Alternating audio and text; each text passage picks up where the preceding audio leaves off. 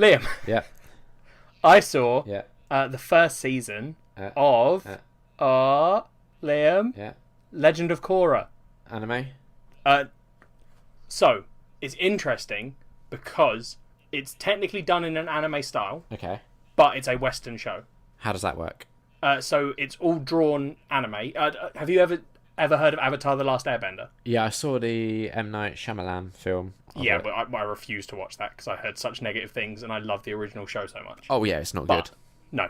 no. So it's the sequel to that, like a new show set in a new I think it's 50 years after the first Okay. show. Yeah. But it's all done by the Western world, but it's all drawn in an anime style. Okay. And it's got lots of like Chinese lettering. A lot of the text is written in Is Chinese. that like cultural appropriation?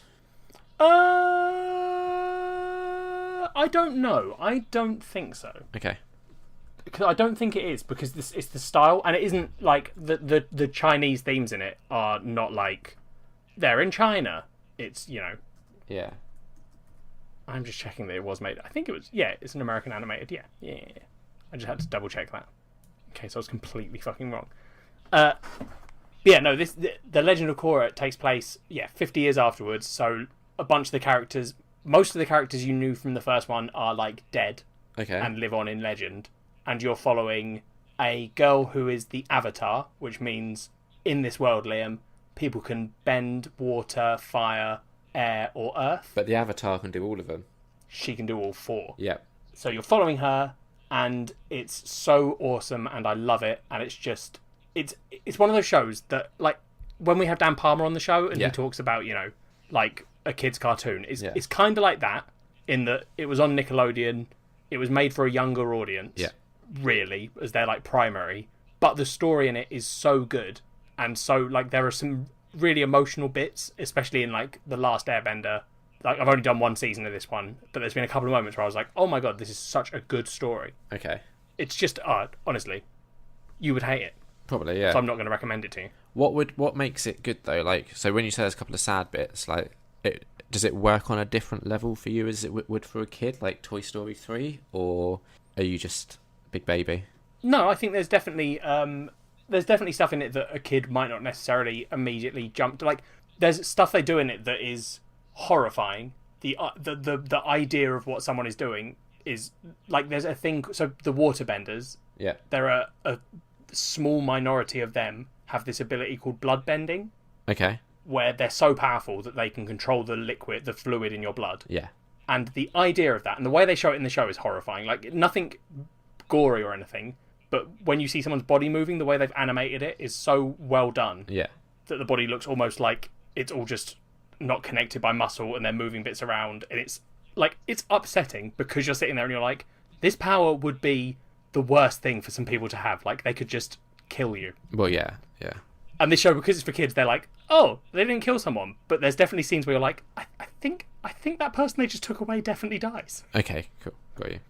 But yeah, no, honestly, it's so well done. It's just a really good story. If you like good stories, and if you saw Avatar, definitely watch Korra if you haven't already.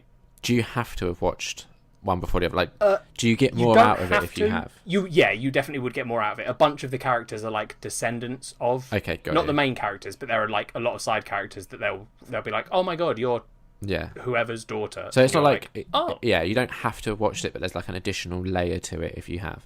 yeah, exactly. Cool. Okay.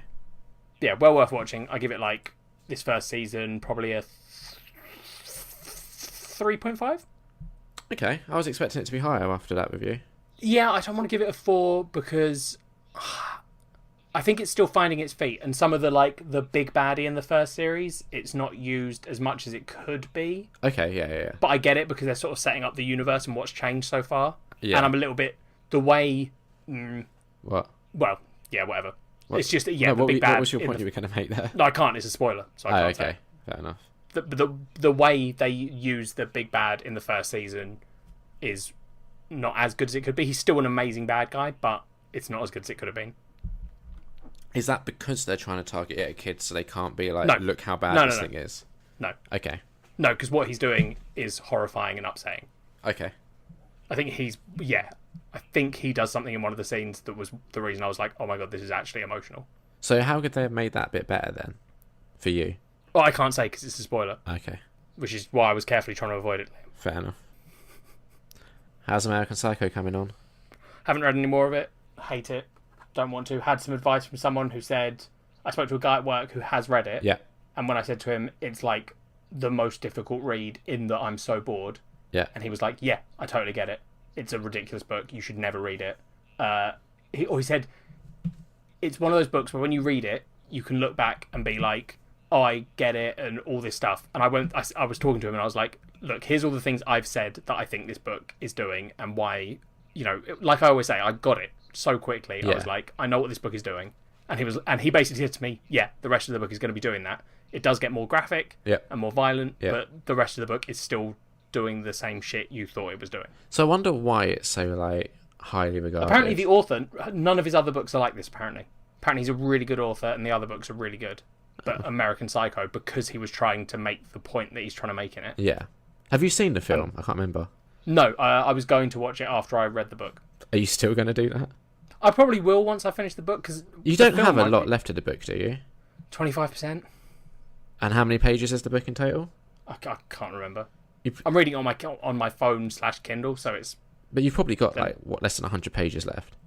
Oh, yeah. So that's doable.